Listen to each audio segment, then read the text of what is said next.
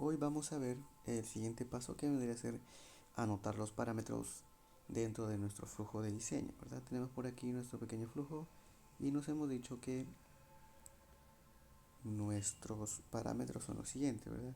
Tenemos la potencia de consumo, tenemos aquí la demanda de energía, ¿ok? Y tenemos aquí nuestro panel que estamos evaluando, ¿ok? Entonces, y para eso nosotros hemos elegido aquí un tipo de panel, tenemos su ficha técnica, ¿verdad? En este caso es de una marca muy conocida y nosotros nos vamos aquí a buscar algunos parámetros importantes. Recuerden que estamos con lo que es los datos del STE, ¿verdad? El estándar STE que vendría a ser, nos dice aquí el estándar Test Condition, ¿verdad? Que se evalúan a una irradiancia de 1000 watts por metro cuadrado, temperatura de la celda de 25 grados centígrados y una masa de aire de 1.5, ¿verdad? Entonces, con esa acotación, vamos a ir a buscar el estándar ST, ¿verdad? Tenemos aquí el otro estándar, pero ese no lo vamos a utilizar porque las fórmulas o las relaciones están promediadas para el estándar ST. ¿Ok? Entonces tenemos aquí nuestro pequeño flujo que ya hemos sacado algunos datos. Miren, tenemos aquí el de 550, ¿verdad? Entonces vamos a anotar algunos datos. ¿Qué necesitamos nosotros? Necesitamos primero, eh, necesitamos la potencia máxima que vendría a ser esto de aquí, ¿verdad? Tenemos aquí. También necesitamos el voltaje de circuito abierto que vendría a ser esto de aquí. Y también la corriente de cortocircuito, ¿verdad? Entonces vamos a seleccionar, ¿verdad? En qué panel solar estamos, en esto, ¿verdad? ¿Cuáles son los parámetros que necesitamos? Vamos a anotarlo por aquí. Necesitamos los parámetros siguientes, ¿verdad? Primero, necesitamos el voltaje de circuito abierto que se representa de la siguiente forma. V o C. Esto vendría a ser igual al voltaje de circuito abierto que lo tenemos por este punto de aquí, ¿verdad? Sería 49.68. Eso lo vamos a anotar. 49.68 voltios, ¿verdad? Estamos en voltios. El otro parámetro que necesitamos vendría a ser la corriente de circuito abierto, la corriente de cortocircuito, ¿verdad? Que vendría a ser este parámetro y lo tenemos por aquí, que sería 14.01, ¿verdad? Y vamos a copiar ahora que vendría a ser la corriente SC, que es igual a 14.01 amperios, ¿verdad? Esto es amperios, ¿ok? ¿Cuál es el otro parámetro que necesitamos? Pues ya lo tenemos, ¿verdad? Vendría a ser el P sub S, que vendría a ser la potencia del panel, que vendría a ser 550 watts, ¿verdad?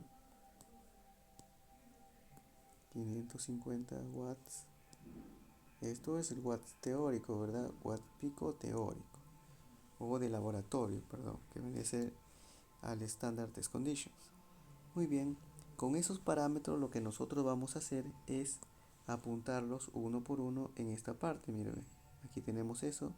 Lo vamos a anotar en esta parte. Aquí, ¿verdad? Y aquí. ¿Ok? Esos son los parámetros que nosotros vamos a anotar, ¿verdad? En este parámetro y en este parámetro. En este caso aquí tenemos otro panel, ¿verdad? Que se está evaluando y aquí tenemos otro panel que se está evaluando. Este es el panel 1 y este vendría a ser el panel solar 2. Entonces todos esos parámetros tenemos que anotarlos ahí, ¿verdad? Muy bien, muy aparte de esto, nosotros también tenemos que calcular algo que es muy importante, ¿verdad? En lo que son los paneles solares, viendo lo que son la irradiancia, ¿ok? La irradiancia que tenemos aquí. Este gráfico es muy importante porque nos va a decir la variación, ¿ok?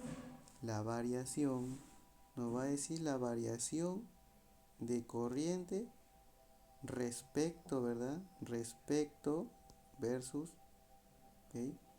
Eh, vendría a ser